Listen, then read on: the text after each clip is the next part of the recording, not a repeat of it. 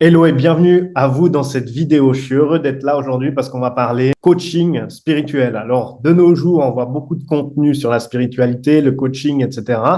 Et on s'est dit avec mon équipe, on va créer un contenu sur le coaching spirituel, l'accompagnement de personnes, mais avec ce côté spirituel, qu'est-ce que c'est, à qui ça s'adresse, comment ça se différencie d'un coaching normal et ce qu'on y gagne, comment ça fonctionne. En gros, on a créé et on va créer ce contenu avec le cœur et pour donner le plus de clarté pour que, avec ce contenu, vous repartiez avec beaucoup de valeur, comme d'autres contenus qu'on crée sur cette chaîne, c'est toujours avec des choses concrètes, de la valeur spécifique. Pour créer ce contenu, j'ai le plaisir d'accueillir Christelle. Christelle, bienvenue sur la chaîne. Comment vas-tu aujourd'hui?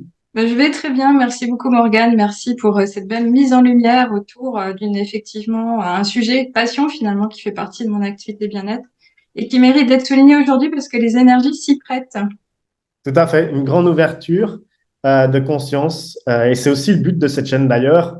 Si vous voulez soutenir cette élévation de conscience, cette sensibilité à la spiritualité, le bien-être, mieux-être, n'hésitez pas à cliquer sur s'abonner, la clochette de notification, parce que ça permettra de rendre ce contenu encore plus visible et de faire connaître le côté spirituel, bien-être, mieux-être, d'accompagnement dans toute la francophonie. Donc, merci pour votre soutien. Christelle, est-ce que tu peux te présenter à l'audience, s'il te plaît? Bien sûr, donc en fait les personnes qui me connaissent sous le pseudonyme de la chouette me chuchote sur la chaîne YouTube de la chaîne spirituelle en fait pour les guidances en ligne mensuelles. Mais effectivement, donc je m'appelle Christelle Marc, je suis originaire de Lorraine dans le Grand Est de la France depuis une bonne quarantaine d'années. J'ai commencé à travailler évidemment un peu comme tout le monde dans le secteur privé, à l'international pendant une bonne quinzaine d'années avant de rencontrer des petits aléas de la vie et de me retrouver à me reformer, à développer personnellement la personne que j'étais, au point où j'ai récemment pris le parti de rentrer dans tout ce qui était thérapie holistique pour le bien-être de soi, le pratiquer personnellement avant de le tourner vers les autres et une première expérience de coach. Donc aujourd'hui, je peux dire que je suis slasheuse du bien-être. Donc c'est un bien grand mot, mais ça veut dire que je m'épanouis au travers de divers métiers qui sont donc le coaching spirituel, la médiumnité sensitive et la cartomancie oraculaire. Magnifique présentation. Je pense que c'est complet, concret, précis. Donc, merci pour ça. Qu'est-ce que le coaching spirituel?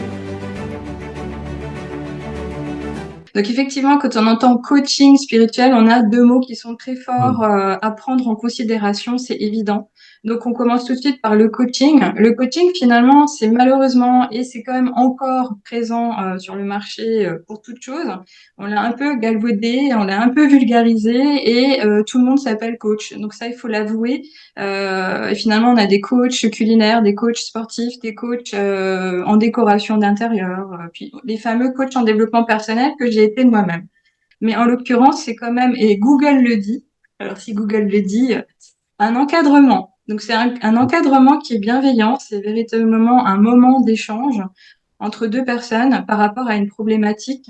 Mais en l'occurrence, parce qu'il y a le spirituel auquel je vais venir tout de suite, on n'est pas dans une recherche de solution. C'est pas véritablement cet axe-là qu'il faut considérer finalement. Parce que le spirituel, on y vient, c'est le spirit, donc c'est l'esprit.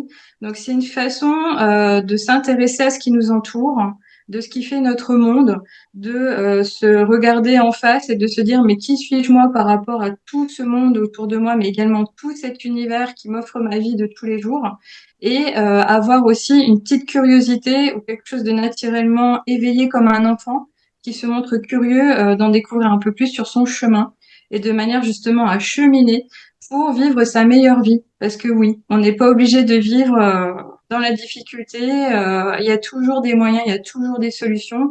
Évidemment, de temps à autre, on a besoin d'être aidé. C'est pour cette raison aussi qu'existent tous ces métiers du bien-être aujourd'hui pour tendre la main et donner la chance de rebondir, de retrouver un certain élan et la confiance en soi surtout.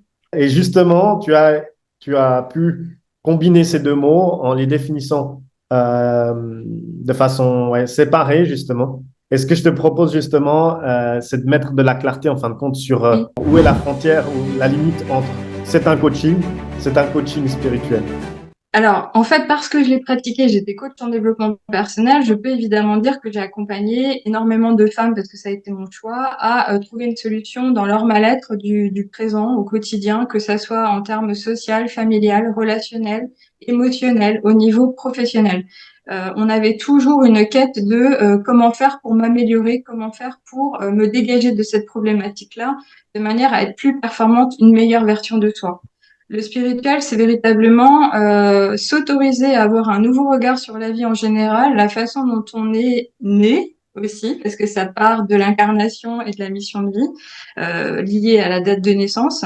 Mais c'est aussi se dire qu'est-ce que je veux vivre et qu'est-ce que je peux m'autoriser aujourd'hui pour sortir des contraintes du marché actuel, pour sortir, alors là je vais utiliser le terme fort, d'un endoctrinement, d'un conditionnement, d'une éducation qui s'est fait au travers d'une famille, qui s'est fait au travers d'une société, qui s'est fait au travers de règles. Et donc là, pourquoi? Pour retrouver une connexion avec son être plus profond, se sentir léger, libre, et savoir évidemment ce qui nous fait du bien, respecter ses valeurs, faire en sorte véritablement de retrouver sa lumière intérieure, parce qu'on l'a bien éteinte et elle mériterait de briller beaucoup plus, de manière à être en paix, être dans la joie et surtout s'orienter vers quelque chose qui pourrait avoir un impact sur son entourage immédiat, les amis, la famille, mais également tout son entourage, sans s'en rendre compte. Donc c'est vraiment un acte aussi de foi, c'est un acte généreux.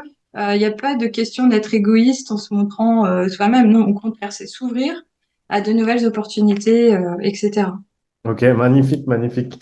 Qu'est-ce qui fait qu'un coaching spirituel s'adresse à une personne plus qu'une autre? Je me suis rendu compte personnellement parce que je l'ai vécu comme une grande fille, hein, c'est l'enfant intérieur que j'ai chouchouté à un moment donné. Je me suis rendu compte que on part quand même d'une pratique religieuse, n'ayons pas peur des mots, quand on grandit, qu'on soit à fond dans le côté pratique ou pas du tout, en retrait à la maison, au travers de prières, etc. Mais là, c'est avoir une ouverture au monde qui fait qu'on a conscience qu'il y a plus grand que nous, on a conscience qu'on nous a pas forcément tout dit. Les personnes qui vont venir en coaching se disent mais c'est pas possible, je ressens pas les choses comme tout le monde. On me dit que je suis atypique ou Hmm. je suis chahutée, je suis pas alignée, les choses sont trop difficiles. J'aimerais vraiment ouvrir une nouvelle porte et saisir des nouvelles opportunités. Et ces personnes-là, finalement, elles demandent quoi? Elles demandent à, effectivement qu'on les aide à comprendre. Et pour rentrer dans le vif du sujet, finalement, c'est s'ouvrir au plus grand. Donc au côté, malheureusement pour certains, mais bien heureusement pour d'autres, le divin, donc Dieu, l'unité, la source, dont on fait tous partie et qu'on représente vraiment individuellement. Donc ce coaching, finalement, il rebondit, et là on en parle, hein, de la spiritualité, qui est normalement basé sur 7 dimensions. On a réussi quand même à rentrer dans quelque chose d'assez cadré, parce qu'un coaching spirituel est quand même un environnement cadré. En général, quand on évolue, alors là, je vais détailler quand même, hein, pour que les gens comprennent. Quand on fait du développement personnel, en général, on s'attache à dépasser le stade et la première dimension de ce qu'on appelle le grégaire, à savoir la matérialisation.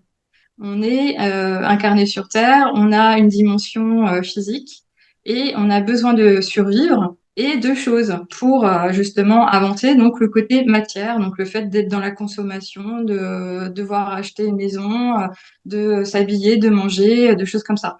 Ensuite, on s'attache à regarder qui on est parmi tant d'autres, notre entourage, cet attachement au groupe. Donc c'est une approche de dimension groupale.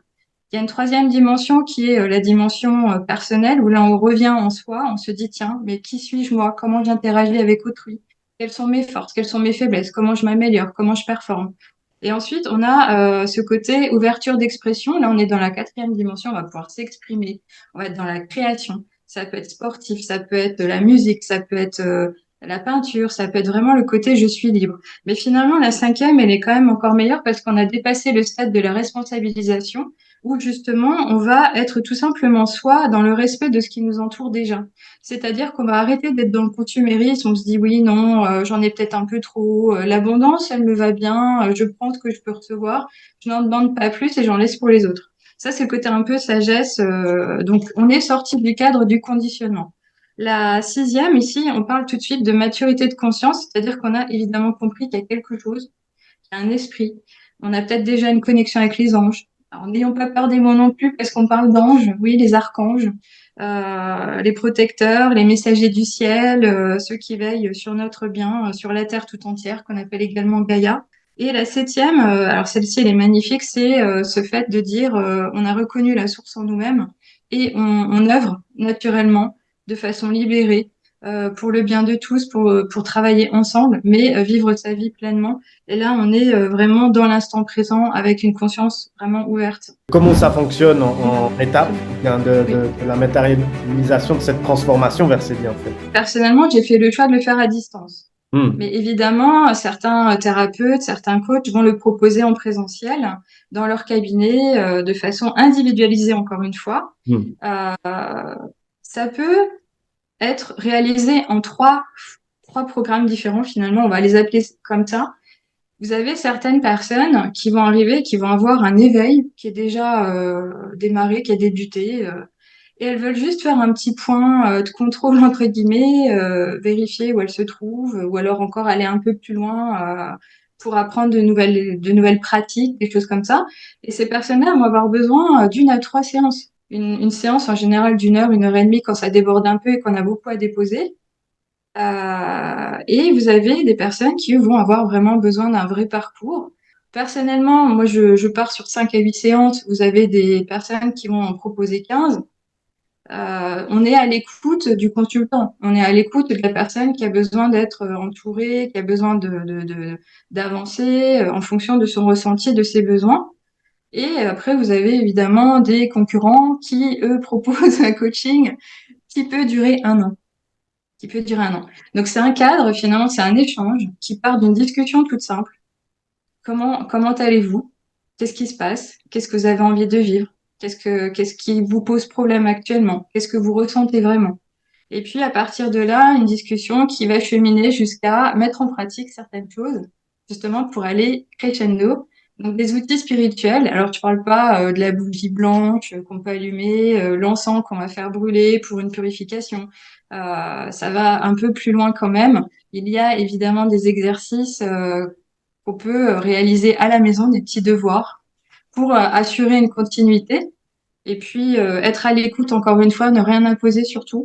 C'est-à-dire que le coach, normalement, se doit d'être bienveillant, entourer véritablement la personne à s'exprimer, faire bon usage des mots, surtout après questionnement dans la reformulation. Donc ça, c'est une technique, en fait, de manière justement à aller doucement, mais sûrement, vers la quête qui a été demandée au préalable. Donc en général, on parle ici de quête de sens, de quête de soi, de soi-même, avec l'amour aussi. Wow, magnifique. Je pense que c'est une image très complète de ce que tu donnes là sur une transformation, sur l'écoute au début, le fait d'adapter, ne pas entrer dans l'autonomie de la personne qu'on accompagne, etc. Et donc, ça, c'est une super pépite encore à rappeler à beaucoup de gens qui regardent ce contenu. Donc, merci pour ce partage. Maintenant, je pense qu'on peut parler des bienfaits de destination de ces personnes qui passent à travers ce processus. Je peux rebondir sur les exemples des personnes que j'ai accompagnées, les premiers retours d'expérience, on les appelle comme ça, c'est vraiment tout de suite un apaisement. Parce qu'il Hmm. y a eu une véritable écoute, on s'est senti compris, et on comprend aussi tout de suite que ce qu'on a ressenti au plus profond de soi était déjà une vérité en soi. Ensuite, il y a ce côté, évidemment, libération, ça touche beaucoup les émotions. Alors, c'est pas forcément axé sur l'émotionnel dans le sens j'ai des soucis, j'ai peur, je suis triste. Ça va beaucoup plus loin. Et avec un retour de légèreté, le fait de sentir ah, peut-être bien. Et puis finalement, on se rend compte au fil de l'eau qu'on va travailler sur un ancrage, sur un alignement, sur véritablement une reprise de pouvoir aussi, on peut le dire, parce qu'il y a une identification vraiment réelle de la force intérieure. De quoi je suis capable? Qu'est-ce que je vaux aussi? Quelles sont mes valeurs? Qu'est-ce que je mets en avant? Qu'est-ce que je vais respecter? Pourquoi? Bah, parce que c'est comme ça, c'est maintenant. Tout ce qu'on m'a imposé, j'ai le droit de dire non. On va au-delà de tout ce qui est communication non violente par l'assertivité. C'est encore autre chose. Et c'est véritablement aussi se sentir reconnecté. Reconnecté et encore une fois, s'autoriser.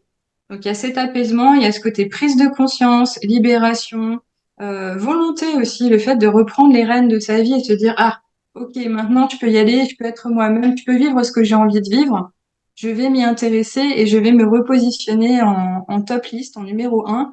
Et ce n'est pas se montrer égoïste du tout, au contraire, c'est véritablement s'ouvrir à s'aimer, tout simplement, s'aimer.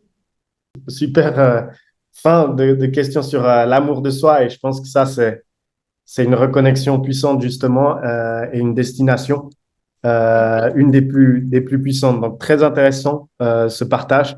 Là-dessus, j'aimerais juste rebondir sur quelque chose parce que surtout en francophonie, au niveau de la conscience de cette spiritualité, parfois on peut la ressentir assez limitée parce qu'il y a beaucoup de connotations négatives, beaucoup de choses que des personnes disent qui limitent cette élévation de conscience. Et aujourd'hui, j'aimerais aussi utiliser ce contenu pour répondre à ces peurs, ces doutes, ces incertitudes venant de beaucoup de personnes. Ah ben, côté spirituel, c'est pas pour moi, j'ai peur, j'ai des doutes, des incertitudes, ou non, est-ce que ça marche vraiment? Même certaines personnes diront charlatan, etc. Qu'est-ce que tu dirais aux personnes justement qui disent tout ça? Alors, ces personnes-là, je pense qu'elles sont encore retenues par des croyances limitantes qui ont été certainement malheureusement générées par leur entourage. Alors, je parle pas uniquement de la famille, ça peut être de l'environnement dans lequel on a grandi, certes, mais où on a évolué en tant qu'acteur économique, en tant que salarié, par exemple. C'est malheureux parce qu'en fait, c'est se fermer à une ouverture, à une porte qui permet tellement plus. Et c'est finalement peut-être réalisé et existant parce que les personnes sont dans le chaos de la vie que l'on mène à toujours courir. Quand on dit métro, boulot, dodo, on l'a pas dit pour rien. La spiritualité, finalement, elle commence à revenir à soi naturellement et on l'accepte quand on reprend le temps de vivre, quand on reprend le temps d'être dans le silence, quand on reprend le temps pour soi même. Et donc là, c'est par exemple regarder l'effet que fait des vacances. Qu'est-ce qu'on ressent quand on est en vacances? C'est la joie de vivre. La spiritualité, c'est ça aussi. C'est-à-dire, je grandis, je m'éveille, je reconnecte à mon être tout entier profondément, et j'arrive à comprendre comment je peux circuler au travers de la vie, des chemins et de ce que j'ai pas envie de retenir surtout pour m'éveiller, grandir et encore une fois vivre le meilleur. Ah, magnifique. Un coaching spirituel, c'est aussi s'offrir des vacances pour revenir à soi. Très, Mm. très, très intéressant cette métaphore ou cette comparaison vacances et je pense que c'est prendre le temps. Ouais. Ouais, Oui, tout à fait. À quel moment, justement, on peut dire que on peut rajouter ce mot spiritualité? j'y suis venue naturellement parce que finalement, mon âme m'a appelée à faire des choses et notamment m'intéresser à l'approche holistique. Hmm, L'approche holistique, c'est s'intéresser à l'être, non pas uniquement au niveau de ses émotions, au niveau de son mental, au niveau de son physique, mais c'est également s'intéresser à lui au niveau de son esprit. Finalement, on arrive à lire, décoder les symptômes de maladie, les problèmes d'énergie vitale, les hauts, les bas. On arrive à comprendre les choses par rapport à ce qu'on nous contraint encore une fois. Mais l'approche holistique, finalement, elle se fait, bon, pour moi, en tous les cas, je peux en parler comme ça, par la connaissance de l'usage des plantes médicinales et aromatiques, par exemple. Donc, je suis certifiée en phytoaromathérapie et hmm, ensuite, je me suis intéressée parce que je le suis aussi et j'ai compris comment les mots étaient importants l'optimisme aussi. Je me suis autorisée à aller vers la psychologie positive, pardon, la hmm. psychologie positive. Donc là, le côté holistique, il va travailler sur, ben, du coup, j'ai dit le côté plante, santé, bien-être. Il va travailler sur le côté mental, le positif, le bon usage des mots, la puissance des mots, qui ira beaucoup plus loin en spiritualité, mais je vais pas rentrer là-dedans parce que ça fait partie du coaching. Euh, mais ensuite, et ça c'est quelque chose que j'ai vécu il y a 3 ans, quand on a commencé à être chahuté aussi au niveau du monde tout entier, qu'on nous a imposé des choses, j'ai pratiqué spirituellement. Et la pratique, c'était quoi? C'était pour moi renouer avec la cartomancie. C'était renouer avec mon intuition. C'était renouer avec le pouvoir de l'énergie individuelle, le magnétisme comme on l'entend. C'était me rééduquer finalement, de revenir naturellement à quelque chose que j'avais enfui et que tout le monde maîtrise, que tout le monde mériterait d'aller chercher. C'est un trésor caché. À l'heure actuelle, C'est difficile à dire, mais il y a une pépite justement à l'intérieur de chaque être. Et la spiritualité, elle commence à partir du moment où on pratique. Et alors, on se l'impose pas, mais on le vit. Donc, le coach, moi, je l'écrivais encore il y a quelque temps, je disais que j'étais coach holistique. Non, maintenant, je suis coach spirituel parce que j'ai une pratique spirituelle et j'ai des outils à proposer. S'autoriser aussi. Là, il y a quelque chose de fort. C'est un grand parallèle et je pense que ce sera vraiment des pépites qui seront utiles aux personnes qui regarderont cette chaîne YouTube et ce contenu. Parce que c'est vrai que, bon, la méthode agenda complet, par exemple, sur les outils qu'on donne sur marketing informatique, etc. La première chose et la première pépite, c'est d'aller chercher cette pépite intérieure pour se sentir légitime, l'amour de Oui. soi, revenir à soi, avoir de la clarté sur pourquoi on est là, etc. Et donc, vraiment, là, j'aimerais vraiment te remercier du fond du cœur pour ce partage parce que ça va être utile à beaucoup de personnes. C'est de la grande valeur. Donc, merci pour ça. Si les personnes souhaitent te contacter, où est-ce qu'elles peuvent te contacter, Christelle? Alors, je suis présente sur divers réseaux sociaux. J'ai évidemment lancé mon site web donc qui s'appelle lachouettemechuchote.com Hmm. où j'ai rendu les choses normalement assez faciles parce que bon, on peut lire parmi les sections ce à quoi on a droit finalement, ce qu'on peut aller oser chercher et travailler. Mais je suis également présente sur effectivement Facebook, YouTube, donc la fameuse chaîne spirituelle. Donc toutes les personnes qui seraient intéressées pour avoir une vue par rapport à leur signe astrologique de Hmm. l'impact des énergies mensuelles, elles peuvent aller dessus le site, c'est cadeau. Super. Ce thème est bien entendu à l'infini, coaching spiritualité. Et donc là, je pense qu'on a dressé une super image complète, aussi avec ses limites, le fonctionnement, etc. On pourrait aller en profondeur encore, mais je pense que Oui, déjà là, c'est déjà bien complet. Donc merci pour ça. Si vous avez apprécié ce contenu, n'hésitez pas à cliquer sur s'abonner, la clochette de notification. Si vous voulez aller un peu plus loin dans l'interaction, il y a les commentaires au-dessous de cette vidéo, donc n'hésitez pas. Voilà. Christelle, merci encore pour ton temps, ta disponibilité et ton partage. Je te souhaite merci une belle beaucoup. suite et je te dis à très vite. Merci. Au revoir. Bientôt.